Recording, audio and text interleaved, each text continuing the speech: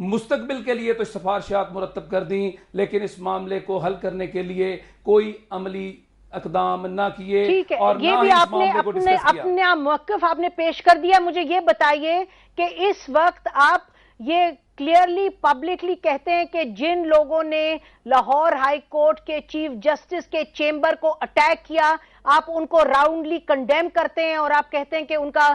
Licence وغیرہ cancel ہونا چاہیے۔ محترمہ، ایک وکیل سے بہتر کسی عدالت کی عزت کو کون سمجھے گا کہ جب ہماری پٹیشن خارج بھی ہوتی ہے تو ہم آنریبل بینچ کے سامنے بو کرتے ہوئے نظر آتے ہیں۔ ہم سے زیادہ ادب اور احترام اس معاشرے میں عدالت کا کون بنائے گا؟ ہمیں تو یہ دیکھنا ہے کہ وہ کون سی کالی بھیڑیں ہیں جو اس معاملے کو خراب کرنا چاہ رہی ہیں۔ محترمہ، اس بات کو مجھے کہہ لینے دیجیے، اس بات کو مجھے مکمل کر لینے دیجئے کہ جب خواجہ شریف صاحب کو پچھلے 90 دن سے یہ ریکویسٹ پیش کی جا رہی تھی کہ یہ زوار احمد لاہور کا ایڈمنسٹریٹو نہیں بن سکتا، اچھا، یہ آپ کی پوزیشن بڑی کلیئر ہے ذوالفقار حیدر صاحب، یہ آپ کی پوزیشن کلیئر ہے۔ مجھے آپ یہ بتائیے کہ آپ جائز تو نہیں سمجھتے کہ اگر آپ کہہ رہے ہیں کہ کوئی کرپٹ ہیں ججز یا سیشن جج، آپ کی ڈیمانڈ ہے، اس ڈیمانڈ کو پورا کرنے کے لیے آپ نے پتلے جلائے یا نہیں جلائے لاہور ہائی کورٹ کے چیف جسٹس؟ میں پھر گزارش کروں گا کہ ہم نے یہ کہا کہ بار کا کوئی بھی شخص جو کہ زوار احمد شیخ ڈسٹرکٹ اینڈ سیشن جج کی عدالت میں پیش ہوا ہے، اس کی عزت اس کے ہاتھوں محفوظ نہیں رہی۔ نہیں، وہ دوسرا سوال ہے، میں یہ آپ سے کچھ اور پوچھ رہی ہوں کہ آپ لوگوں کے وہاں ممبرز تھے یا نہیں جب لاہور ہائی کورٹ کے چیف جسٹس کا پتلا جلایا گیا؟ یہ پہلے یہ وضاحت کر دوں کہ یہ لاہور بار ایسوسی ایشن نے ایسا نہیں کیا۔ جو افراد پروٹیسٹنٹ تھے جو احتجاج کر رہے تھے، ان میں سے کچھ افراد نے ایسا کیا اور وہ پتلا زوار احمد شیخ کا تھا، وہ chief justice of Lahore high court کا نہیں تھا۔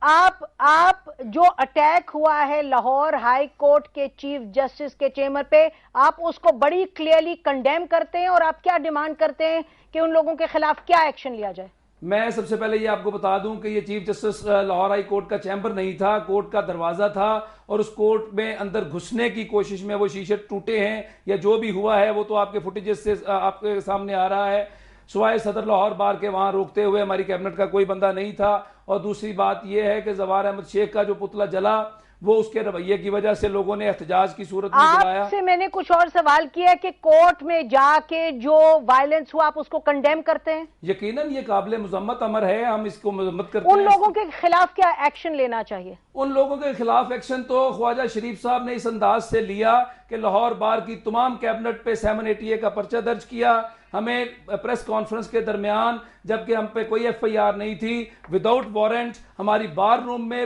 1947 کے بعد پہلی دفعہ ہماری بار روم میں پولیس آئی اور ہمیں نہتے پریس کانفرنس کرتے ہوئے جو قیادت ہے وکلا کی، اس کو پنجاب بار کونسل کے وائس چیئرمین سمیت گرفتار کر کے نامعلوم مقام پر لے گئے اور رات 12 بجے کے بعد ہم پہ دہشت گردی کا پرچہ درج کر دیا۔ میرا کوسچن ایک ہی ہے کہ اگر یہ شیشے خواجہ شریف صاحب نے خود نہیں تلوائے تھے تو پھر ہمیں without warrant, without F I R, یہ کون سا لا تھا؟ میں نے حکومتی جبر سنا، میں نے ریاستی جبر سنا، ٹھیک ہے، اب آپ کی بات سن لی، ذاتی طور پہ عدالتی جبر کا نشانہ بنا۔ آپ بتائیے، آپ نے ان کی تمام گفتگو سنی، آپ پچھلے 2 دنوں سے ہم سن رہے ہیں، آپ آ کے چینلز پر کہہ رہے ہیں کہ بڑی زیادتی ہوئی ہے اور یہ نہیں ہونا چاہیے تھا، یہ تو ان کی سنی آپ نے گفتگو۔ یہ صاحب یہ فرما رہے ہیں حیدر صاحب کہ ایک طرف ان کا کوئی تعلق نہیں ہے، کہہ رہے ہیں ان کے بار کا کوئی تعلق نہیں ہے، اور وہ کہہ رہے ہیں کہ ان کے ساتھ زیادتی ہوئی۔ دیکھیں جی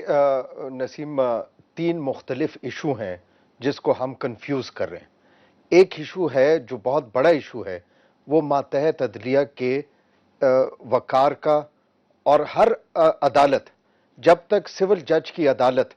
کا وہی احترام نہیں ہوگا جو آج سپریم کورٹ کا ہے تو یہ چل نہیں سکتا ہے، کیونکہ عام آدمی کا تعلق اس ماتحت عدلیہ سے ہی پڑتا ہے۔ پہلے تو وہ ایشو ہے۔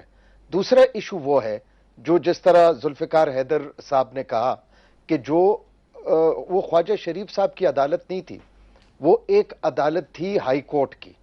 اور اس پہ شیشے توڑنا وہ جس نے بھی کی، اور میں نے